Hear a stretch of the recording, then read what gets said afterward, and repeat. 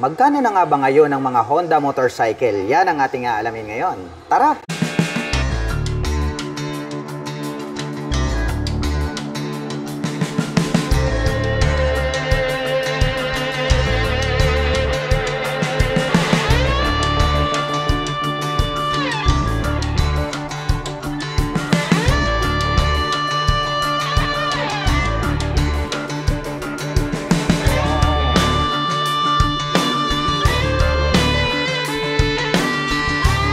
Ito po ang Honda ADB 160. Napakaastig po nito pong kanyang headlight design. At agaw pansin po, ito pong spike dito na kanyang daytime running light. At ang kagandahan niyan, meron po itong adjustable na windshield. Equipped na po ito ng ABS para po dito sa kanyang front braking system. Naka single rotor disc brake na flower design with 2-pot caliper na Nissin brand. Naka semi dual purpose pattern tires ang mga gulong. Naka fully digital meter panel display. Naka naked handlebar at equipped naman po ito ng smart keyless system para po dito sa kanyang ignition. Located po dito sa gitna ito pong kanyang fuel tank kaya more accessible. At ang ganda rin po nitong kanyang upuan, malapad at malambot kaya very comfortable sakyan. Buksan naman po natin itong kanyang upuan. Ang lawak po pala nito pong kanyang underseat compartment. Very spacious kaya marami po tayo ritong mailalagay na mga personal belongings. Naka-liquid cooled ang kanyang cooling system. Gumagamit po pala ito ng dual sub-tank shock absorber para po sa kanyang rear suspension. Mayroon din po itong footrest extension. Astig din po ng pagkakadesign nito pong kanyang taillight. At ito po ay naka single rotor disc brake with single pot caliper dito sa likuran para po sa kanyang braking system. Dito sa kaliwa, mayroon din po itong side pocket na pwede nating paglagyan ng mga mobile phones. At ang kagandahan niyan ay mayroon na din po siyang integrated na USB charging port. At ang presyo po nito pong kanilang Honda ADB 160 ay nagkakahalaga po ito ng 166,900 pesos. At kung balak mo naman pong kumuha ng hulugan ay kailangan mo lang pong mag-down payment ng 31,800 pesos. Ito po ang pinakabagong Honda Giorno Plus 125 CBS. Ito pong kanyang headlight design is nahati po siya sa dalawa. Mayroon po siyang split na daytime running light dito sa gitna. At ito pong kanyang mga turn signals is diamond type. Bulb type po yung kanyang ginagamit. Equipped po ito ng single rotor disc brake. Ito po ay mayroong sukat na 100 by 90-12. Naka fully digital meter panel display. Mayroon po itong idling stop system. Ito po ay naka smart keyless system. Included na rin po rito yung kanyang fuel at set opener. Mayroon po itong integrated na utility hook dito sa gitna. At nandirito na po sa bandang harapan ito pong kanyang fuel tank. Ito po yung kanyang front pocket. Mayroon na rin po siyang integrated na USB charging port. Ito pong kanyang handle grip is brown color po siya. Brown color naman po ito pong kanyang seat cover. At mayroon naman po ritong park brake lock. Mayroon po itong malawak na footboard. Naka-emboss po ito pong kanyang main tail light. Ito po pala ay naka-liquid cooled. At mayroon naman po itong single exhaust. Ito po ay equipped with single shock absorber. At ang kanyang preno dito sa likuran is drum brake po siya. Mayroong sukat na 100 by 90-12. At ang presyo po ng pinakabagong Honda Giorno Plus 125 ay nagkakahalaga po ito ng 101,900 pesos. At kung balak mo naman pong kumuha ng hulugan ay kailangan mo lang pong mag-down payment ng 9,800 pesos. Ito naman po yung kanilang napakabangis na Honda Airblade 160. Para sa akin, very unique yung pagkakadesign nitong kanyang main light. Mayroon po siya ritong attractive na daytime running light. May Honda badge dito po sa bandang gitna. At ito po pala ay equipped with single channel ABS para po dito sa kanyang front braking system. With single rotor disc brake along with single pot caliper na Nissin brand. Naka two-tone color combination po ito pong kanyang seat cover. Combination po ito ng black at brown. Naka fully digital meter panel display. Naka smart keyless system ang kanyang ignition. Located naman po dito sa bandang gitna ito pong kanyang fuel tank. Naka liquid cooled ang kanyang cooling system. At dito naman po sa kanyang side cover may nakalagay po rito na Airblade na 3D emblem. At very unique din po ng pagkakadesign ito pong kanyang tail light. At gumagamit naman po ito ng dual shock absorber para po dito sa kanyang rear suspension. At ang presyo po nito pong kanilang Honda Airblade 160 ay nagkakahalaga po ito ng 125,900 pesos. At kung balak mo naman pong kumuha ng hulugan ay kailangan mo lang pong mag-down payment ng 9,800 pesos. Ito naman po yung kanilang number 1 na scooter pagdating po sa 125 category. Ito po yung kanilang Honda Click 125 Special Edition 2024 version na po ito. Meron po tayo na itong combination ng blue-white Meron tayong gray black at mayroon din po tayong red black. At ang kagandahan po nito pong kanilang Honda Click 125 ay napakaastig din po talaga ng pagkakadesign nitong kanyang daytime running light. At dito po sa bandang itaas located dito pong kanyang mga turn signals. Equipped naman po ito ng combi brake para po sa kanyang braking system. Naka single rotor disc brake na flower design with Tokico na single pot caliper. At mapapansin po natin ito pong kanilang special edition ay matte brown po ang color nitong kanyang magwheel. Naka fully digital meter panel display, naka mechanical key ang kanyang ignition. At mayroon naman po itong 2 front pocket dito sa harapan. Itong bandang kanan ay mas mababaw, pwedeng paglagyan ng coins. Dito naman po sa kabila mayroon po ritong door at pwede nating buksan, mas malalim at pwede po tayong maglagay dyan ng mobile phones. At makikita natin mayroon po siya ritong integrated na USB charging port. Mayroon din po itong malawak na footboard. Matte black color naman po ito pong kanyang seat cover. Malambot din at malapad itong kanyang upuan. Buksan naman po natin para masilip natin ito pong kanyang underseat compartment. Ito po pala ay mayroong 18 liters. At dito na rin po located ito pong kanyang fuel tank. At mapapansin po natin dito po sa kanilang special edition, ito pong kanyang integrated na grab bar is matte brown. Hanggang dito po sa kanyang mga mag wheels is matte brown lang din po siya. Naka liquid cooled ang kanyang cooling system. Sporty looks design. Ito pong kanyang stock na single muffler. Unique din po ang dating nito pong kanyang taillight. At ito po ay equipped with single shock absorber para po rito sa kanyang rear suspension. Naka drum brake naman po ang kanyang preno dito sa likuran. At ang presyo naman po nito pong kanilang Honda Click 125 na special edition ay nagkakahalaga po ito ng 83,900 pesos. At kung balak mo naman pong kumuha ng hulugan, ay kailangan mo lang pong mag-down payment dito ng 5,800 pesos. Ito po yung kanilang pinakabagong Honda Click 160 2024 version. Napakaastig po ng scooter na ito.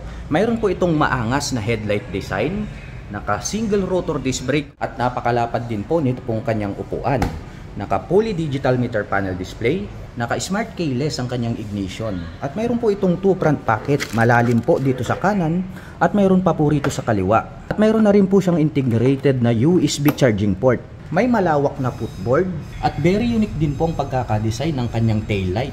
Naka liquid cooled naman ang kanyang cooling system. Equipped po ito ng single shock absorber para sa kanyang rear suspension. At ang presyo po nito pong kanilang pinakabagong Honda Click 160 2024 version ay nagkakahalaga po ito ng 116,900 pesos. At kung balak mo naman pong kumuha ng hulugan, ay kailangan mo lang pong mag-down payment ng 10,000 pesos.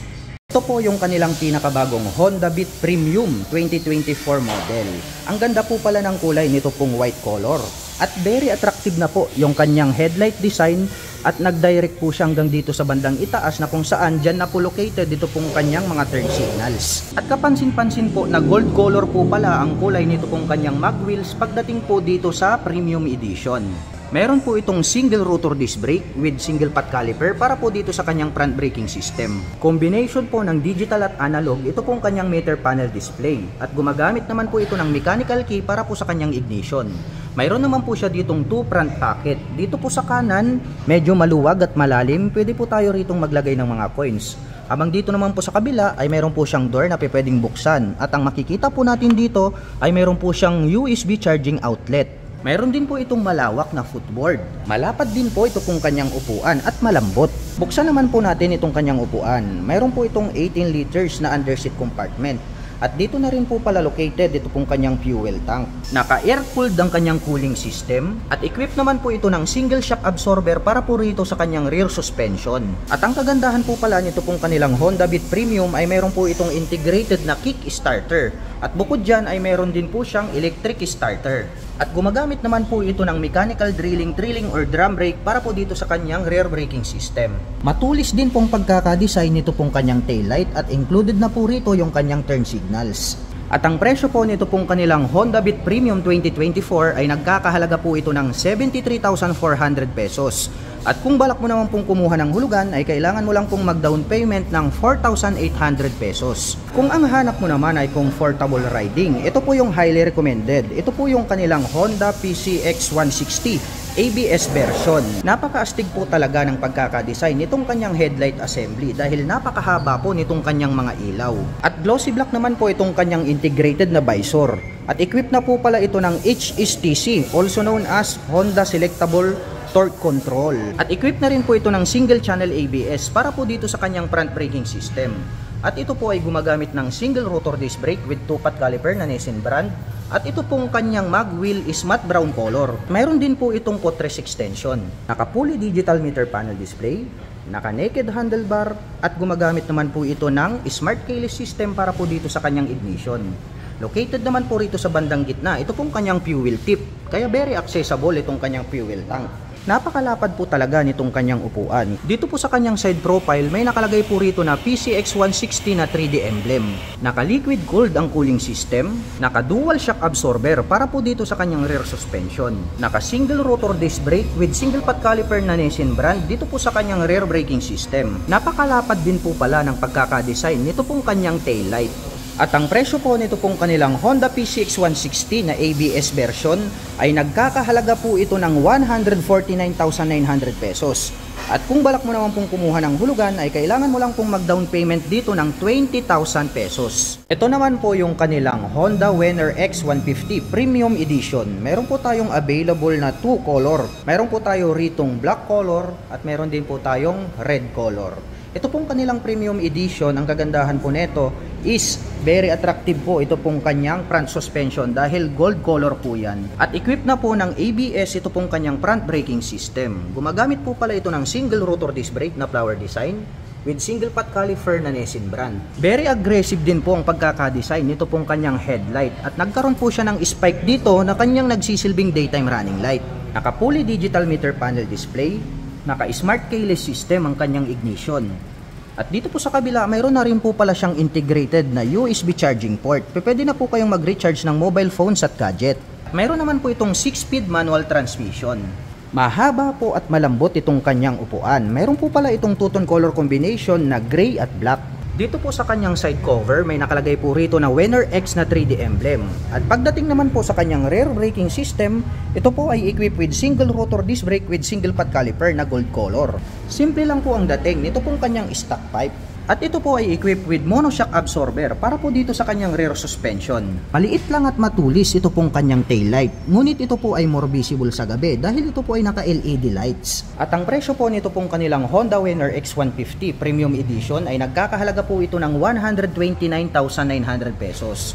At kung balak mo naman pong kumuha ng hulugan ay kailangan mo lang pong mag-down payment dito ng 13,800 pesos. At kung ang hinahanap nyo naman po ay more affordable ang price tag at matipid sa gasolina, mayroon po tayo ritong Honda TMX 125. Mayroon po tayong 3 color available dito. Mayroon tayong red, mayroon tayong black at mayroon din po tayong gray color.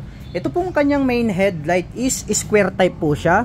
Unlike po dito sa Supremo, napa-emboss po ito pong kanyang headlight design. At ito naman pong kanyang mga turn signals ay located dito sa bandang itaas. Bulb type din po yan. At very visible naman po yan kapag kayo po ay liliko sa kanan at kaliwa. Gumagamit naman po ito ng traditional na telescopic fork dito sa harapan.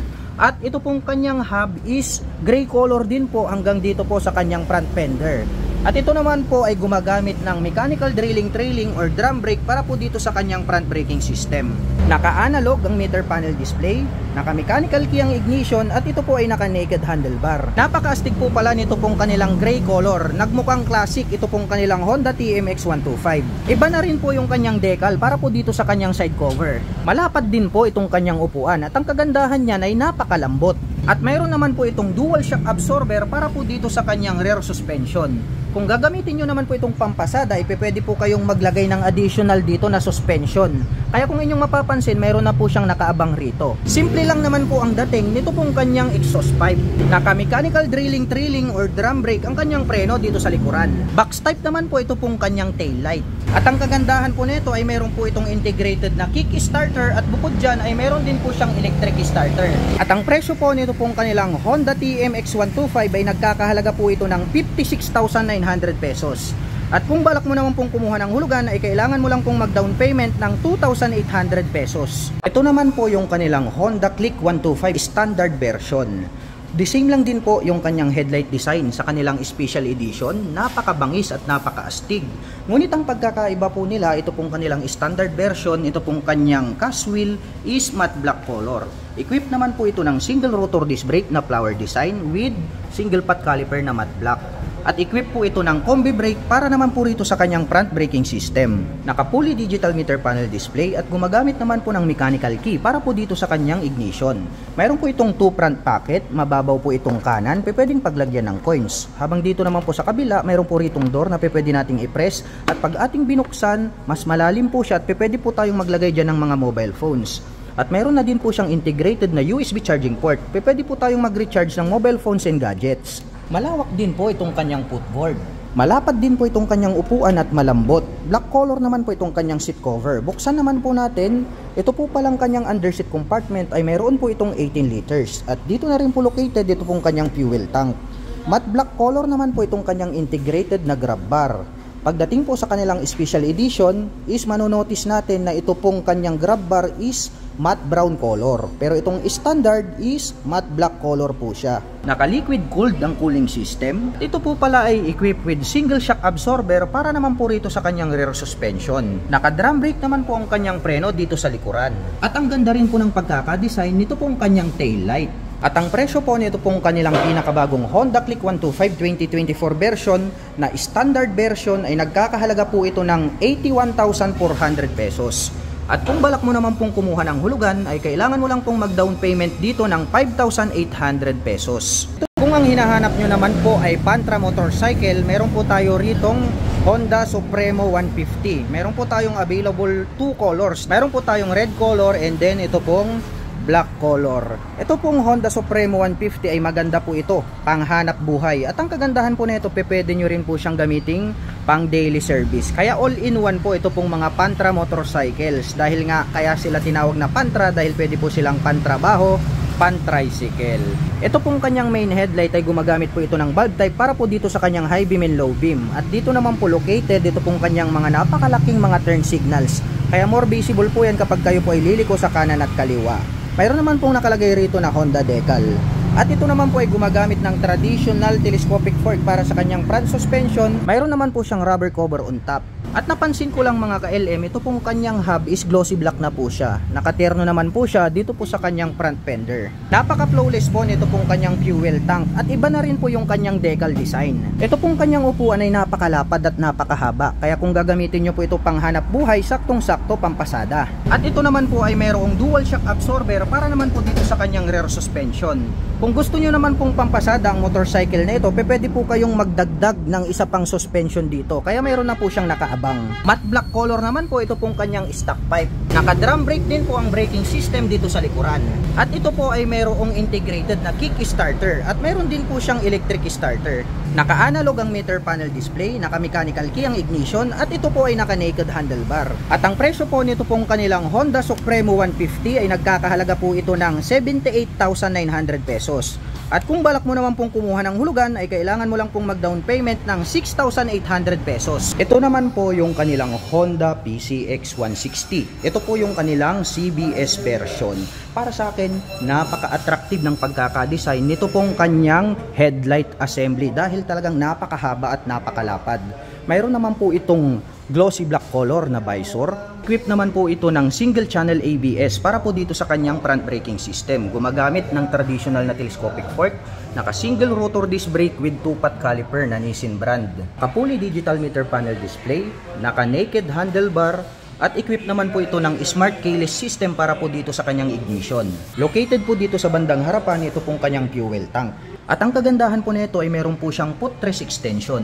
Malapad din po itong kanyang upuan at ang ganda po ng pagkakatahi. Masasabi natin na talagang matibay. Naka-liquid cooled ang kanyang cooling system. Naka-dual shock absorber para po dito sa kanyang rear suspension. At stylish din po ang dating nito pong kanyang taillight. Mayroon naman po itong spacious na underseat compartment. At ang presyo po nito pong kanilang Honda PCX 160 na CBS version ay nagkakahalaga po ito ng 131,900 pesos. At kung balak mo naman pong kumuha ng hulugan ay kailangan mo lang pong mag-down payment dito ng 17,800 pesos. Ito po yung kanilang pinakabagong Honda RS125. Ito pong kanyang headlight is gumagamit po siya ng bulb type at naka-emboss naman po rito sa magkabila ito pong kanyang mga turn signals. Mayroon din po itong maliit na visor, may nakalagay po rito na Honda decal. At ito naman po ay gumagamit ng single rotor disc brake with single pot caliper na Nissin brand. At yung pong version na to, ito po ay naka-spokes rim set. Naka-analog ang kanyang meter panel display, naka-mechanical key ang kanyang ignition, at ito po ay naka-naked handlebar. At ang motor po na ito ay naka-semi-automatic. Malapad din po at mahaba ito pong kanyang stock na upuan. Naka-dual shock absorber ang kanyang rear suspension. Equip po pala ito ng drum brake para po dito sa kanyang rear braking system. Simple lang po ang dating nito pong kanyang stock pipe. At mayroon po itong integrated na kickstarter at electric starter. Pointed din po ang pagkakadesign nitong kanyang taillight. Included na rin po dito yung kanyang turn signals dito po sa kanyang taillight assembly. At ang presyo po nito pong kanilang pinakabagong Honda RS125 ay nagkakahalaga po ito ng 75,900 pesos. At kung balak mo naman pong kumuha ng hulugan ay kailangan mo lang pong mag-down payment dito ng 5,800 pesos. Ito naman po yung kanilang Honda Wave RSX Special Edition. Napakaangas din po pala nitong kanyang headlight assembly dahil nandirito po sa bandang itaas ito pong kanyang main light. Sumusunod po siya kapag kayo po ay liliko sa kanan at kaliwa. At dito po pala located dito pong kanyang mga turn signals. More visible po siya kapag kayo po ay kakanan at kakaliwa. At ito po pala ay equipped with single rotor disc brake with single pad caliper na Nissin brand ang kanyang preno dito sa harapan. Naka-analog ang meter panel display at gumagamit naman po ito ng mechanical key para po dito sa kanyang ignition. At ang motor po na ito ay naka-semi-automatic. Malapad din po itong kanyang upuan. Matte black color naman po itong kanyang seat cover. Naka-dual shock absorber para po dito sa kanyang rear suspension. Naka-drum brake naman po ang kanyang preno dito sa likuran. At mayroon naman po itong kickstarter at electric starter. Matulis naman po ito pong kanyang taillight at included na po rito yung kanyang mga turn signals. At ang presyo po nito pong kanilang Honda Wave RSX Special Edition ay nagkakahalaga po ito ng 64,900 pesos. At kung balak mo naman pong kumuha ng hulugan ay kailangan mo lang pong mag-down payment dito ng 4,800 pesos.